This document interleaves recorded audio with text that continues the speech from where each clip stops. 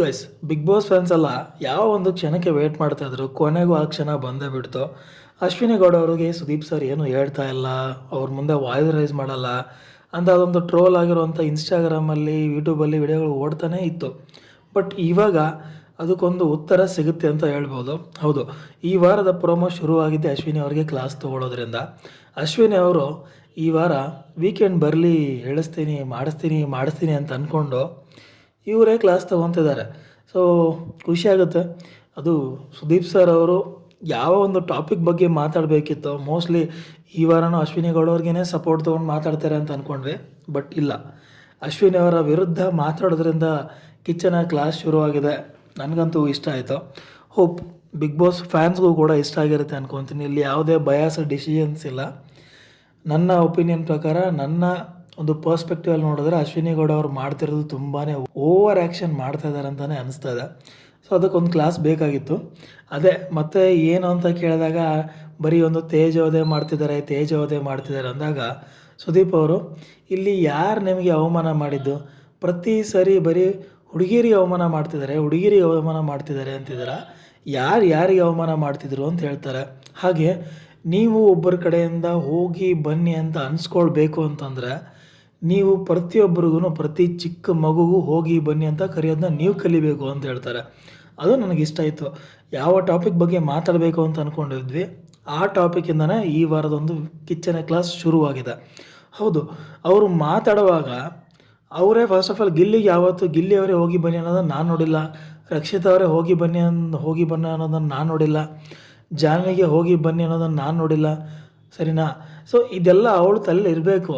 ಒಬ್ಬರಿಗೆ ರೆಸ್ಪೆಕ್ಟ್ ಕೊಡಬೇಕು ಅಂತಂದರೆ ಅಶ್ವಿನಿ ಬನ್ನಿ ಹೋಗಿ ಅಂತನೂ ಅಲ್ಲ ಅಂತೆ, ಅಶ್ವಿನಿ ಗೌಡ ಅವರೇ ಹೋಗಿ ಬನ್ನಿ ಅಂತಲೇ ಕರಿಬೇಕಂತೆ.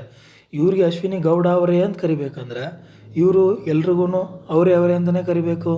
ರಕ್ಷಿತಾ ಅವರೇ, ಗಿಲ್ಲಿ ಅವರೇ ಕೇಳಿಸ್ಕೊಂಡಿದ್ದಾರೆ ಯಾರಾದರೂ ಈ ಮನೆಯಲ್ಲಿ ಗಿಲ್ಲಿ ಅವರೇ ಅಂತ ಅಶ್ವಿನಿ ಅವ್ರು ಕರೆದಿರೋದನ್ನು? ಸೊ ನನಗಿಷ್ಟ ಆಯಿತು. ಆಮೇಲೆ ಕೊನೆಗೆ ಒಂದು ಅಂತ ಹೇಳ್ತಾರೆ, ವುಮೆನ್ ಕಾರ್ಡ್ ಪ್ಲೇ ಮಾಡೋದನ್ನು ಬಿಟ್ಬಿಡಿ ಈ ಮನೆಯಲ್ಲಿ ಅಂತ. ಹೌದು, ಅವ್ರು ಮಾಡ್ತಿರೋದೇ ಅದೇ. ಏನು ಇವರು ಉಪವಾಸ ಮಾಡಿಬಿಟ್ರೆ ಏನು ಸಾರಿ ಕೇಳಿಸ್ಬಿಡ್ಬೇಕಾ? ತಪ್ಪು ಮಾಡದೇ ಇರೋರ ಕಡೆಯಿಂದನೂ ಸಾರಿ ಆಗಿದೆ ಅಂತ, ತಪ್ಪಾಗಿದೆ ಅಂತೇಳಿ. ಸೊ ನನಗೆ ಈ ವಾರದ ಒಂದು ಕಿಚನ್ ಕ್ಲಾಸ್ ಇನ್ನೂ ಹೈ ಪಿಚ್ಚಲ್ಲಿ ಇವ್ರಿಗೊಂದು ಕ್ಲಾಸ್ನ ತೊಗೊಳ್ಬೇಕು. ಹಾಗೆ ಹುಡುಗಿರ ಪರ ಮಾತಾಡ್ತಿದ್ದೀನಿ, ಹೆಣ್ಮಕ್ಳ ಪರ ಮಾತಾಡ್ತೀನಿ ಅನ್ನೋ ಅಶ್ವಿನಿಗೆ ಹೆಣ್ಮಕ್ಳ ಕಡೆಯಿಂದನೇ ಸುದೀಪ್ ಸರ್ ಅವರು ಒಂದು ಒಳ್ಳೆ ಉತ್ತರನ ಕೊಡಿಸ್ತಾರೆ. ಯಾರೆಲ್ಲ ಅಶ್ವಿನಿ ಅವ್ರ ಕಡೆಯಿಂದ ಮಾನ ಮರ್ಯಾದೆನ ಎಕ್ಸ್ಪೆಕ್ಟ್ ಮಾಡ್ತೀರಾ, ಅಥವಾ ಯಾರು ಅಶ್ವಿನಿ ಅವ್ರು ಮಾಡ್ತಿರೋದು ಸರಿ ಅನ್ನೋ ಒಂದು ಕ್ವಶನ್ ಕೇಳಿದಾಗ ಅಲ್ಲಿರೋವಂಥ ಯಾವ ಹುಡುಗಿಯರ ಕೈಗಳು ಮೇಲೆತ್ತಲ್ಲ, ಯಾರು ಅಶ್ವಿನಿ ಅವ್ರು ಸಪೋರ್ಟ್ ಮಾಡಲ್ಲ. ಸೊ ಇದರ ಅರ್ಥ ಹುಡುಗಿರ ಪರ ನಿಲ್ಲೋದಕ್ಕೂ ಅಥವಾ ವುಮೆನ್ ಕಾರ್ಡ್ ಪ್ಲೇ ಮಾಡೋದಕ್ಕೂ ಒಂದೇ ಒಂದು ಆನ್ಸರ್ ಅಂದರೆ ಇದಾಗುತ್ತೆ. ಅವರು ನಿಜವಾಗ್ಲೂ ಹೆಂಗಸರ ಪರವಾಗಿ ನಿಂತಿದ್ದಾರೆ, ಅಲ್ಲಿರೋ ಎಲ್ಲ ಹೆಂಗಸರು ಹೋಗಿ ಸಪೋರ್ಟ್ ಮಾಡ್ತಾಯಿದ್ರು. ವುಮೆನ್ ಕಾರ್ಡ್ ಪ್ಲೇ ಮಾಡ್ತಿದ್ದಾರೆ ಅಂತಂದರೆ ಎಲ್ಲಿ ಅವರು ಕುಗ್ತಾರೆ ಅಲ್ಲಿ ವುಮೆನ್ ಕಾರ್ಡ್ನ ಪ್ಲೇ ಮಾಡೋದು. ಇಲ್ಲ ನನಗೆ ಅವಮಾನ ಆಗ್ತಿದೆ ಅನ್ನೋದನ್ನು. ಸೊ ನನಗೆ ಖುಷಿ ಆಯಿತು. ಇನ್ನೂ ಸುಮಾರು ವಿಚಾರಗಳಿದೆ ಇವ್ರ ಬಗ್ಗೆ ಮಾತಾಡೋಕ್ಕೆ. ಕಿಚ್ಚವ್ರು ಎಲ್ಲನೂ ಲೈಕ್ ಅವ್ರಿಗೊಂದು ಕಿಚ್ಚವ್ರ ಹೆಸರಿಗೇ ಕಳಂಕ ಬರ್ತಿದೆ, ಅವರು ಅಶ್ವಿನಿ ಅವ್ರ ವಿರುದ್ಧ ಮಾತಾಡ್ತಿಲ್ಲ ಅನ್ನೋದನ್ನು. ಅದಕ್ಕೆ ನಾನು ಒಪ್ತೀನಿ. ನಾನು ಕಿಚ್ಚವ್ರಿಗೆ ಸಪೋರ್ಟ್ ಅಂತ ಅಲ್ಲ, ಅದಕ್ಕೆ ನಾನು ಒಪ್ತೀನಿ. ಬಟ್ ಅವರು ಕಲರ್ಸ್ ಕನ್ನಡ ಅವರ ಒಂದು ವಾಹಿನಿಗೆ ಅವ್ರು ಹೇಳ್ದಂಗೆ ನಡ್ಕೊತಿದ್ದಾರೆ.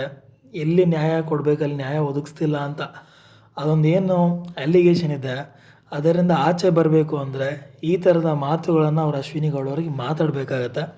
ಆ ಒಂದು ಕೆಲಸನ ಈ ಒಂದು ವಾರ ಮಾಡ್ತಾರೆ ಅಂತ ಅಂದ್ಕೊಂಡಿದ್ದೀನಿ. ಸೊ ಹೋಪ್ ನೋಡೋಣ, ನಾನು ಅಂದ್ಕೊಂಡಂಗೆ ಆಗುತ್ತೆ ಅಥವಾ ನೀವು ಅಂದ್ಕೊಂಡಂಗೆ ಇವತ್ತಿನ ಒಂದು ಎಪಿಸೋಡಲ್ಲಿ ಆಗುತ್ತೆ ಅಲ್ವ ಅನ್ನೋದನ್ನು ಇವತ್ತು ಸಾಯಂಕಾಲ ನೋಡೋಣ.